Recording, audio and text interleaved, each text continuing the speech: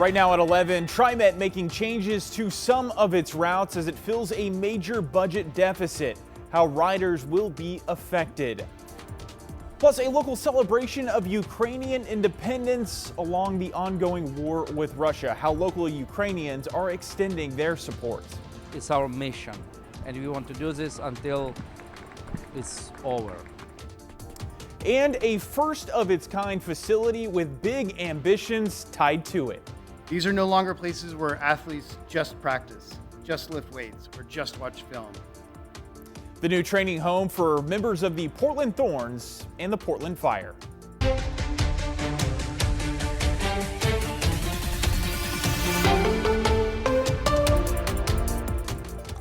Thanks so much for joining us here at 11. I'm John Adams. For the thousands who use TriMet, tomorrow's trip could look very different.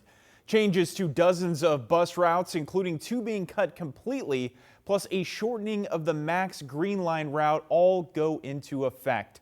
RJ Coulter explains the service cuts coming because of budget constraints. It was a lifesaver for a lot of people. Bus line 82 in South Gresham will cease to run starting Sunday, August 23rd. And one rider we spoke to isn't happy. How does losing 82 impact you? A lot, because it's one of my many ways to get to work and home. I now have to take a new route. This as part of fresh service cuts at TriMet. Bus 153 in Lake Oswego will also be eliminated. Those 2 lines, TriMet says, were chosen because of low ridership. But the rider we spoke with says it was crucial for some people. 82 is one of the main routes some Amazon workers get off of. 82 is one of the many that came in 2 minutes early, or just in case you miss one bus, it came in just in time to get you on home in time. Dozens more bus routes will be modified, affecting thousands, as well as the Max Green Line, which sees more than 10,000 rides a day. TriMet chose to reduce the green line on the section that parallels our red and blue lines. It's to reduce duplication. This is what our riders asked us to do, and the green line is an obvious example of where that type of strategy could be effective in saving TriMet money. Saving money has become a focus for TriMet, leading to their plan to reduce service at least 10% by 2028. All part of a plan to close a $158 million deficit. Average operating costs increased by about 56% between 2019 and 2025, while TriMet says revenue growth failed to keep pace. And service cuts aren't the only way they're trying to manage the deficit. We've also gone through a historic staffing reduction, and we've made significant internal cuts. 170 positions so far as of July 1st. We understand that we can't cut our way out of this financial situation.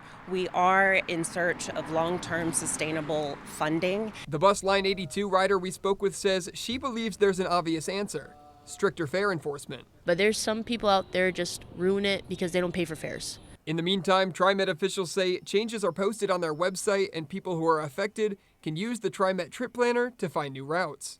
Jake Holter, KGW News.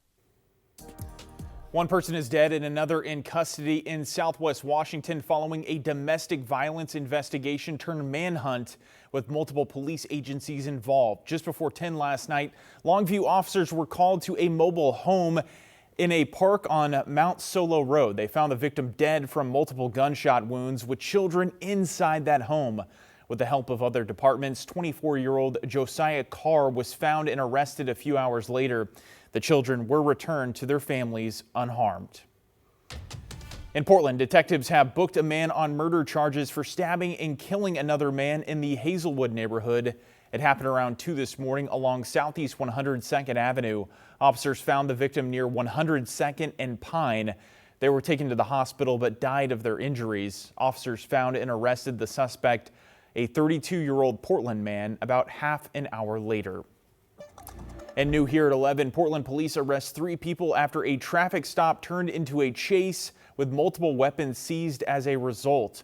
Around 11 last night, officers made a traffic stop on a car near Southeast 29th and Belmont and learned one of the people inside was a suspect in an armed robbery. While arresting them, officers saw multiple firearms within reach of the 3 other people inside that car.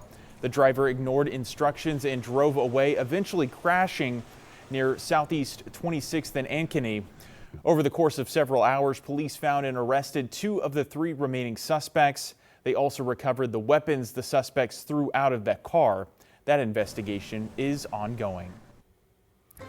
All right, let's take a live look outside where there is a nice chill in the air tonight. Feeling a little bit like fall, possibly, but it's not going to stay around for very long. Meteorologist Joe Ranieri joining us with more on when we're going to see that warm up. Hey, I'm going to hang on to summer as long as I can. If you're ready for your pumpkin spice lattes or whatever you want to drink, go for it. I'm still going to be drinking on my Coronas on a warm day, which is right around the corner. I'm more of a gin tonic kind of guy on a hot day, which is going to be Monday and Tuesday. We'll get to that, but for tonight, we're looking at overcast skies, temperature of 69 degrees, live look from our Wells Fargo tower camera. We have a weak system that's going to kind of introduce itself overnight, bringing in more clouds, and with those clouds, we'll be thick enough to see some light drizzle and some sprinkles here and there. We topped out in the upper 70s earlier this afternoon across the metro area, about couple degrees cooler from where we should be for this time of year. Average is at 82 degrees. As we go into next week, the average high will be at 80 degrees. But looking in the day planner for tomorrow, a good portion of the morning and the early part of the afternoon will be locked down with overcast skies. Again, just some pockets of some sprinkles and some drizzle. A couple models are trying to bring in 2/100ths of an inch of rain. If that's the case, tomorrow could be the wettest day of the month. But we're going to be seeing temperatures in the mid to the upper 70s. Now, we still have that air quality alert until Sunday afternoon throughout parts of the central and eastern side of the state.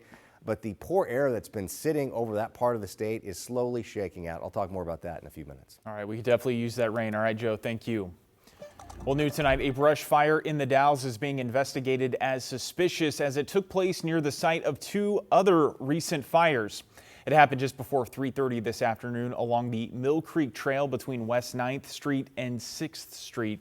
Firefighters were able to keep the fire from spreading to nearby vegetation and buildings. Mid-Columbia Fire and Rescue is asking anyone who may know about this fire or has seen suspicious activity in the area to come forward. In a developing story out of Forest Grove, police are investigating a person's death after first responders noticed suspicious circumstances surrounding a car fire. Now, this started just before 1 this afternoon on Northwest Otis Lane off Hillsdale Road. Forest Grove Fire and Rescue was first called to a report of a house fire when crews were informed about that car fire. They then turned the scene over to the Washington County Sheriff's Office, which plans to release more information at some point. New tonight in Portland, a celebration of independence that means even more this year. Today, local groups, including Ukrainian Foundation and Portland Lviv Sister City Association, held their annual Ukrainian Day Festival at Westmoreland Park. The free event invites the public to celebrate and learn about Ukrainian culture ahead of the 35th anniversary of the country's Independence Day, which is August 24th. But in recognition of the ongoing war with Russia, the organizers will use the profits from the event to buy medical supplies to send back to Ukraine. Tourniquets saving lives. And if you send one, we send one life. If you send 1,000, we save potentially 1,000 lives. And it's our mission, number one. It's all what we can do, and we do this. Alongside lawmakers representing Oregon and Southwest Washington, Portland Mayor Keith Wilson issued a proclamation declaring now through August 29th to be Ukrainian American Heritage Week. Well, the ribbon was cut today on a first of its kind athletic facility in Hillsboro that will be the new training home for the Portland Thorns and Portland Fire.